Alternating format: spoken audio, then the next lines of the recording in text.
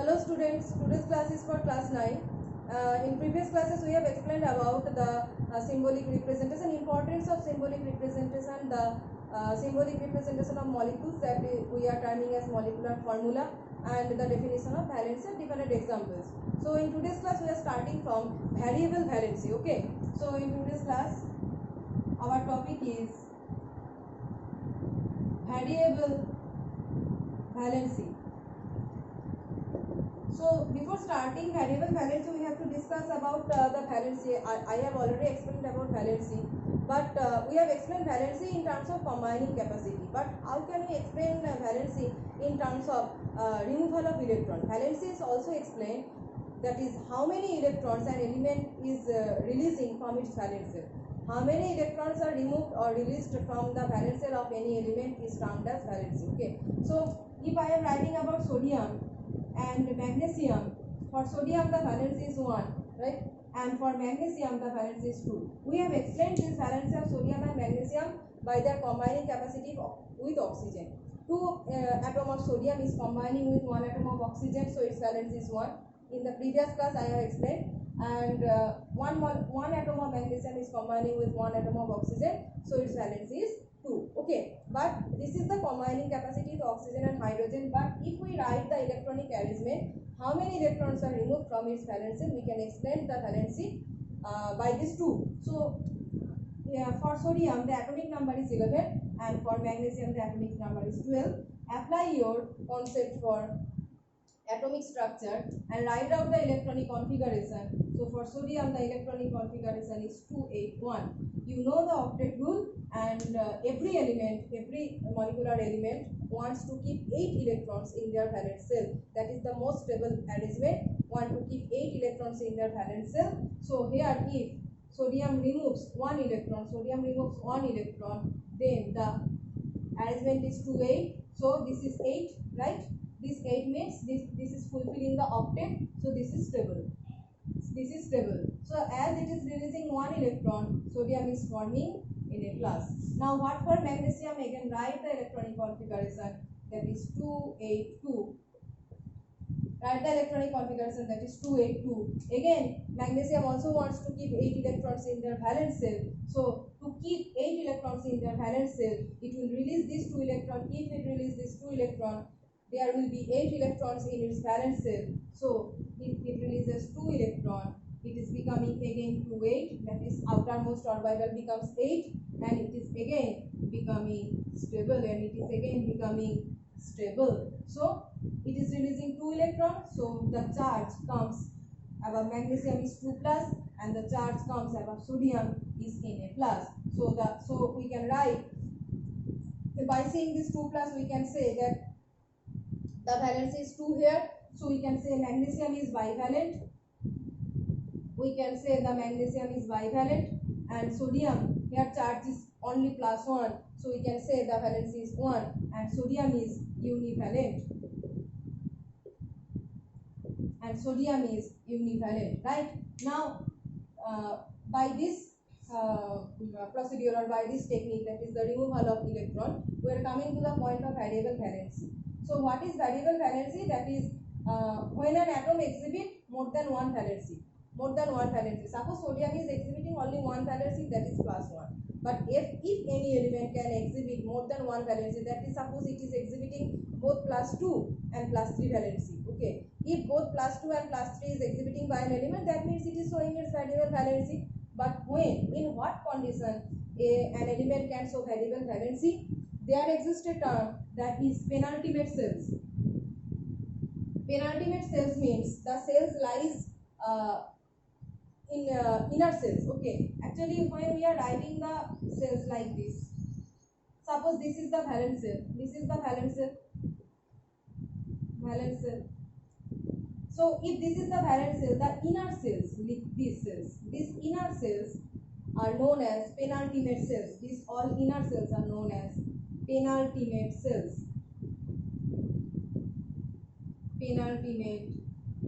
Right? So whenever an element is able to to remove electrons from this penultimate cells too. It can release electrons from the valence cell, but when it is able to also release the electrons from this inner cells, that is the penultimate cells, it can show variable valency. So the example of on that compound is SN. It is tin, right? Tin. So tin can form two compounds like SnCl2, and SnCl4, right? So in SnCl2, the oxidation state of tin is +2, and in case of SnCl4, the oxidation state of tin is +4, right? The oxidation state of tin is +4. You can see that tin is exhibiting two oxidation state, that is +2 and +4, so it is exhibiting the variable valency. Now what about Nep?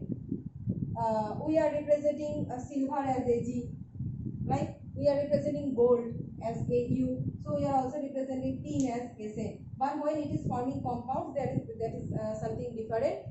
We are identifying the compounds as stannous and stannic. Between 2 and 4, which one is lower?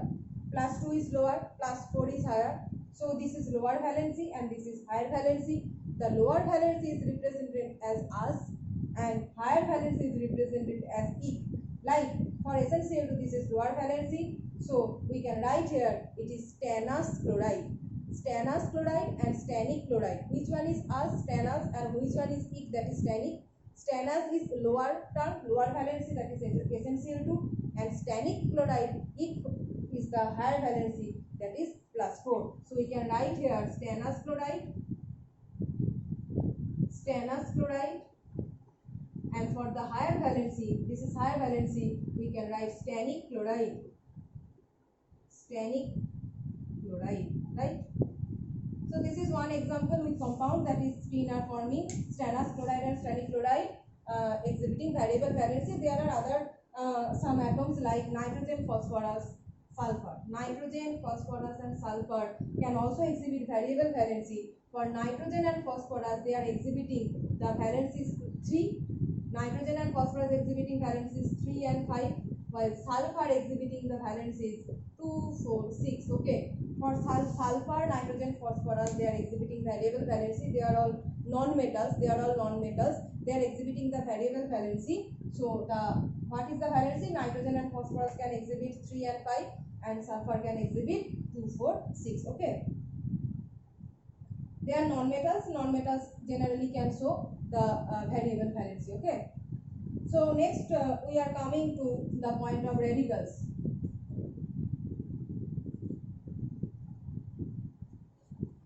So what are radicals? Radicals are actually a group of atoms that exist as that exist in cationic or anionic form. A group of atoms that exist in cationic and anionic form. Radicals are divided into two types, that is acid radical and basic radical. So the cationic radicals are termed as basic radical, and anionic radicals are termed as acid radicals. Okay. So I am writing what are radicals? A group of atoms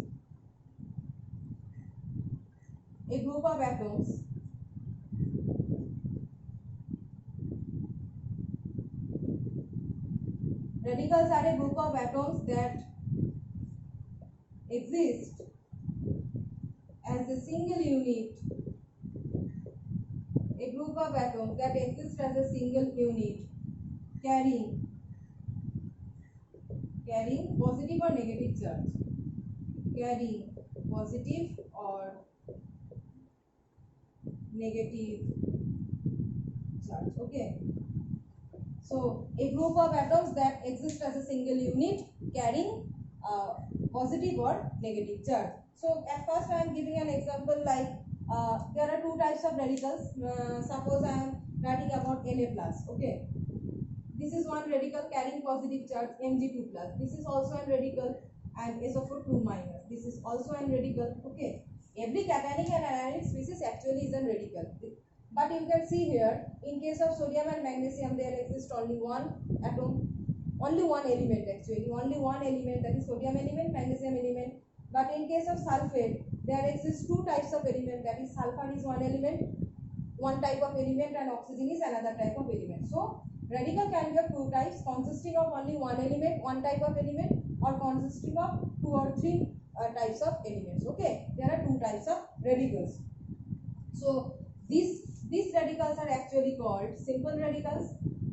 Radicals that consist of only one type of element are simple radical, and the radicals that consist of 2 or 3 different types of elements. Sulfur and oxygen, 2 different types of elements. So we can write sulfate as compound radical. So whenever different elements are there, we can write here compound radical. Now I have said that radicals are divided into 2 types, that is acid radical and basic radical. But how can we identify that acid radical and basic radical? What is the concept? So in that concept we can write, suppose I am writing about potassium chloride. So what is the synthesis of potassium chloride? In case of potassium chloride, suppose KCl, okay, potassium chloride. What will be the synthesis of potassium chloride? We are treating potassium hydroxide with hydrochloric acid. We are treating potassium hydroxide with hydrochloric acid, and it is forming KCl. This is a salt, and water. It is forming KCl and water, right? KCl and water. Now, in this potassium chloride, what are the radicals? If I ask, what are the radicals there in potassium chloride? 2 radicals there. One is potassium K plus, and one is Cl minus. Now which one is acid and which one is basic? See, in case of K plus, in KCl, the K plus radical is coming from KOH. In KCl, the K plus radical is coming from KOH, which is a base. Definitely potassium hydroxide is a base, and HCl, hydrochloric acid, is an acid. So this K plus radical in potassium chloride is coming from a base, that is KOH, as K plus is coming from a base, so it is basic radical. Clear? Why K plus is basic radical? As it is coming from a base. Now for Cl minus, the Cl minus radical within KCl is coming from an acid. As Cl minus is coming from an acid, this is termed as acid radical. Okay, so this is the concept. Actually, the formation of this radical is the preliminary concept. That is why we are terming this potassium and Cl minus and basic and acid, because they are coming from, potassium is coming from base and Cl minus is coming from an acid, so they are acidic and basic. So in general, cationic radicals are basic and anionic radicals are acidic. So in general, how you can remember? So for your to make it easy to remember, we can in general write cationic radicals. Cationic radicals are what? Basic. Cationic radicals are basic, and anionic radicals are what? Acidic. Anionic radicals are acidic, right? So these are the 2 types of radicals. We are so I am giving 1 or 2 more examples of acid and basic radicals. Like you can write here as acetate ion or ammonium ion, right? Ammonium ion.